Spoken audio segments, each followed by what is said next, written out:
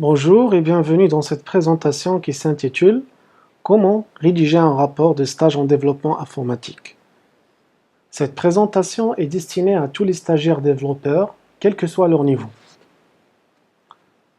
Avant de rentrer dans le vif du sujet, je vais vous donner quelques astuces et techniques efficaces.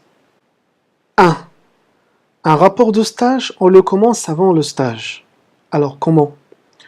On recense d'abord les informations sur l'entreprise, sur son secteur d'activité et sur ce que les responsables vont probablement me proposer. 2. Faites des brainstorming avant de commencer à rédiger. Puis, organisez et ordonnez vos idées dans un ordre chronologique et logique. 3. Évitez le plagiat, les copier-coller aléatoires. Utilisez votre propre style d'écriture. Délivrez un travail de qualité, un travail original. Aujourd'hui, il y a une main d'outils sur la toile qui permettent de détecter les fraudeurs. Alors, on va passer maintenant à la présentation. Donc, un rapport, c'est un document qui est composé d'un ensemble de pages. La première page, on l'appelle la page de garde. La première page, elle est essentielle et importante parce que il va donner les éléments clés sur le stage, à savoir l'entreprise et l'école. Donc on va mettre le logo de l'entreprise, suivi de son nom, s'il n'existe pas dans le logo bien sûr, et la même chose pour l'école. On spécifie le logo de l'école et le nom s'il n'existe pas dans le logo. Après, on va donner l'intitulé du stage. Est-ce qu'il s'agit d'un projet de fin d'études? Est-ce qu'il s'agit d'un projet d'initiation, un projet de recherche ou un simple stage, etc. Puis ici, juste après, on spécifie la spécialité. Et juste après, on spécifie le titre du rapport. Et encore après, on spécifie les auteurs. Donc réalisé par, et on liste les noms et prénoms des auteurs. Et de préférence, on met un ordre alphabétique. La même chose pour les encadrants. Donc, vous pouvez commencer par les encadrants de l'école ou par les encadrants de l'entreprise, vice-versa. Et puis, vous spécifiez en bas dans le footer de la page de garde l'année universitaire. On passe ensuite au contenu du rapport. Alors, comme le dit le proverbe français, ne juge pas un livre par sa couverture. Donc, ce qui fait le contenu est très essentiel pour le succès de votre rapport. Déjà, il n'y a pas une structure stable, standard qui est connue.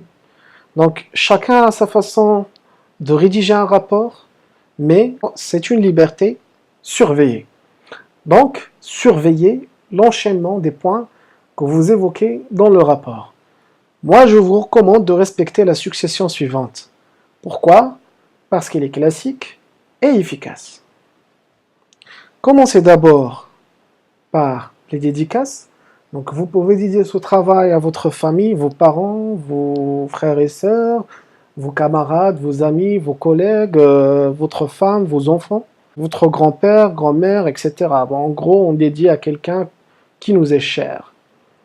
Après, passez aux remerciements. Alors, dans les remerciements, on remercie le corps professoral, on remercie la direction de l'école, on remercie l'entreprise, la direction de l'entreprise, le responsable professionnel, les encadrants de stage, les encadrants pédagogiques. Donc, remercier toute personne qui a contribué de près ou de loin au succès de votre stage et de votre rapport. Puis, on passe à une page qui contient le résumé en français. Ça ne doit pas dépasser une page. Une autre page qui contient le résumé en anglais, l'abstract. Et une page, si vous voulez, qui contient le résumé en arabe. Bien sûr qu'il y a aujourd'hui pas mal de dictionnaires pour traduire, mais ça reste un choix. Voilà. Passez ensuite au sommaire, ce qu'on appelle la table des matières. Donc, ça doit contenir en fait les titres, les sous-titres, avec les numéros de page, ça c'est très connu. Puis ensuite la liste des figures. Donc chaque capture, chaque schéma et tableau dans votre document, il doit porter un numéro et un titre. Voici un exemple, par exemple figure numéro 1, graphe 2 ou tableau 2 ou schéma 2, etc. Donc donnez un titre à chaque figure et finalement listez-les dans la liste des figures. Puis l'introduction générale. Et après, donc, tout ce que vous voyez ici marqué en jaune, c'est du chapitre 1 jusqu'au chapitre 10, c'est une proposition que je vous propose. Le reste, c'est obligatoire.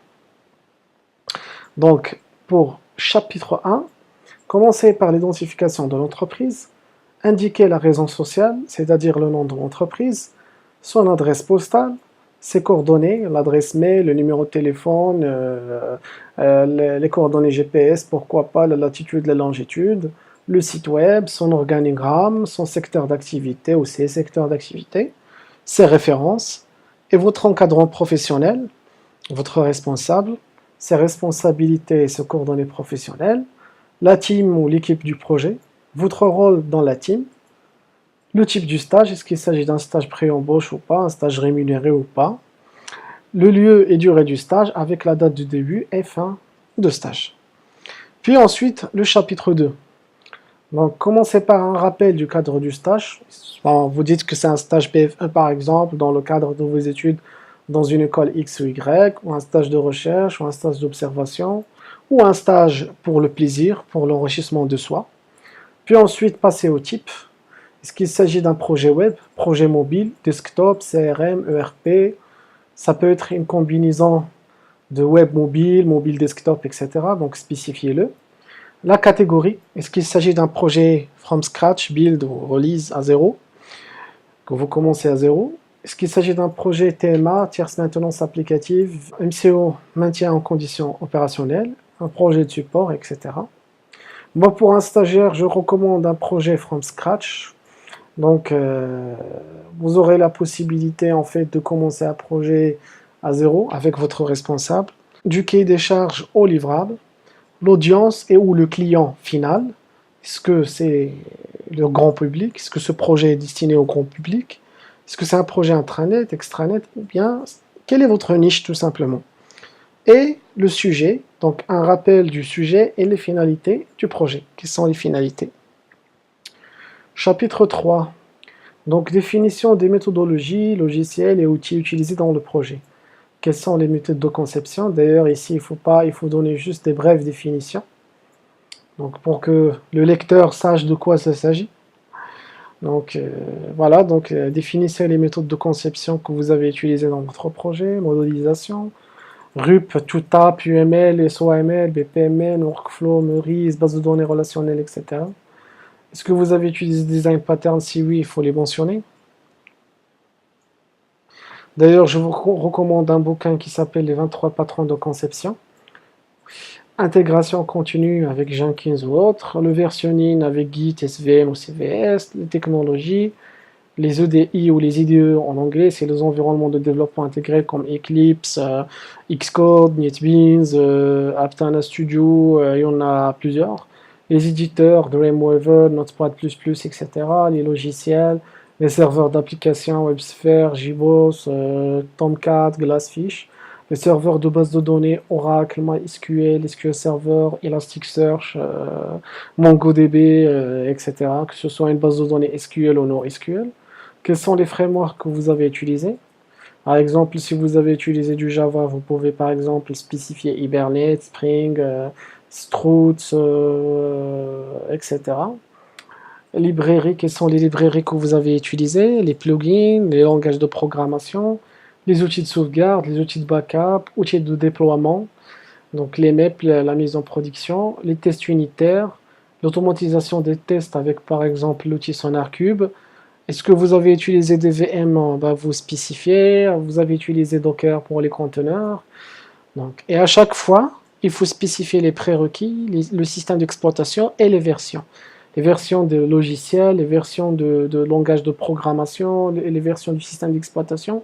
Donc ça, c'est très important. Après, dans le chapitre 4, donc ici, vous devez normalement détailler. Donc à chaque fois, vous voyez ici détailler, donc ça veut dire qu'il faut vraiment fournir le maximum de détails. Donc il faut donner les spécifications techniques, et là on parle du cahier de charge fonctionnel et ou technique. Normalement, c'est le client qui délivre ces informations, ou vous, si vous accompagnez le client dans la rédaction de ce cahier de charge. Chapitre 5, gestion de projet, donc l'aspect de gestion de projet. Donc, quelles sont les ressources, à la fois ressources humaines et ressources financières, si c'est possible. Donc, quand je dis les ressources humaines, c'est votre équipe, c'est la team. Planification, donc de préférence, donnez le diagramme de Gantt.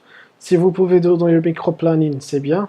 Si vous donnez le macro, c'est bien aussi. Donc ça, c'est à voir avec votre responsable dans l'entreprise et avec votre responsable pédagogique. Donc la méthode de perte, l'outil de suivi de l'avancement. Est-ce que vous avez utilisé un outil de ticketing, de SLA, Jira, comme Jira par exemple? Est-ce qu'il y a des SLA, des Service Level Agreements? Est-ce qu'il y a des comptes à rebours? Est-ce qu'il y a des temps à ne pas passer dans le traitement de chaque ticket?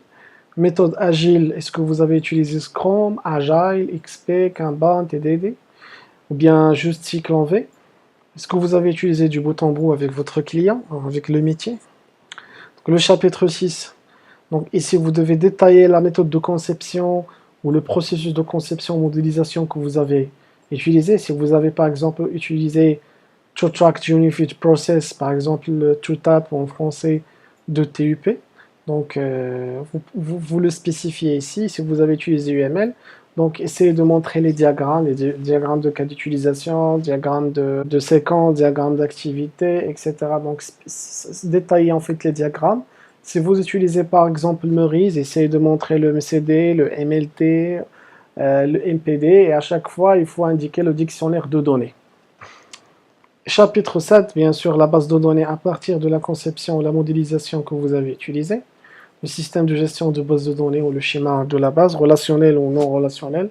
Si vous avez utilisé par exemple une base de données non SQL comme MongoDB, donc vous essayez de spécifier juste l'arbre, voilà. Alors, chapitre 8, l'architecture du projet. Si vous avez utilisé des design patterns dans votre conception, donc il faut détailler ici. Si vous avez utilisé MVC, Singleton, les différents patrons de conception, bridge, pont, observateur, bon, n'importe quel design pattern, ou bien un design pattern spécifique que vous avez développé vous-même, une méthode spéciale à vous. Et vous pouvez spécifier aussi l'architecture physique. Est-ce que par exemple vous avez utilisé l'architecture entier, l'architecture 3 tiers? Est-ce que vous avez utilisé une couche donnée, une couche service, couche métier, couche DAO, couche présentation? Et comment vous avez géré en fait l'infrastructure de votre projet? Ou si l'infrastructure il est déjà réalisée, comment il est? Comment les serveurs communiquent entre eux? Chapitre 9, ça c'est ce que pas mal de personnes appellent la partie réalisation. Ce que j'appelle moi guide d'utilisateur, administrateur ou développeur. Si simplement il y a un guide d'utilisateur, vous l'indiquez. S'il y a la partie administration, vous l'indiquez. S'il y a un guide pour le développeur aussi, vous l'indiquez. Donc capture d'écran. Et vous détaillez ici à la fois le back-office et le front-office. Si vous avez développé juste dans la partie front, vous détaillez la partie front. Si vous avez développé dans la partie back, vous montrez, vous détaillez la partie back. Sinon, si les deux, vous détaillez les deux. Au chapitre 10, donc les tests et le déploiement. Ici, vous détaillez comment vous effectuez vos tests unitaires avec des exemples. Le déploiement, comment vous faites pour déployer, comment vous faites la mise en production. Est-ce que vous prenez en considération le numéro de version? Quelle est votre politique de sauvegarde et backupping? La fréquence de sauvegarde et la rétention. Et une fois que vous avez terminé les 10 chapitres, vous passez à la conclusion. Et dans la conclusion, parlez surtout des perspectives.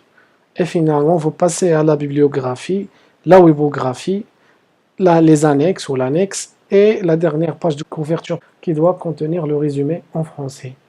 Pour la bibliographie, donc, je recommande de respecter le format suivant. Donc, pour les livres, indiquez les prénoms noms des auteurs, le titre du livre, l'éditeur, l'année de l'audition, le numéro de page par exemple. S'il n'y a pas de numéro de page, si vous avez retenu l'information, vous avez extrait l'information dans le bouquin en entier, n'indiquez pas les numéros de page. Voilà, le numéro de la page est facultatif. Dans le cas de plusieurs pages, ben, vous indiquez plusieurs pages, du début jusqu'à la fin. Pour la bibliographie, pour les documents web, donc pareil, sauf ici vous indiquez le lien hypertexte, la date de publication, la date de dernière mise à jour. Vous pouvez remplacer le prénom par la première lettre. Un exemple de bibliographie. Voilà, ça c'est classique normalement. Et la bibliographie. Et remarque, vous pouvez rassembler les deux dans la bibliographie. Vous pouvez éliminer la bibliographie et à la fin de la bibliographie, vous rajoutez en fait vos références web. Moi, j'aurais dû aimer voir certains étudiants mettre par exemple les cours de leur enseignant dans la bibliographie.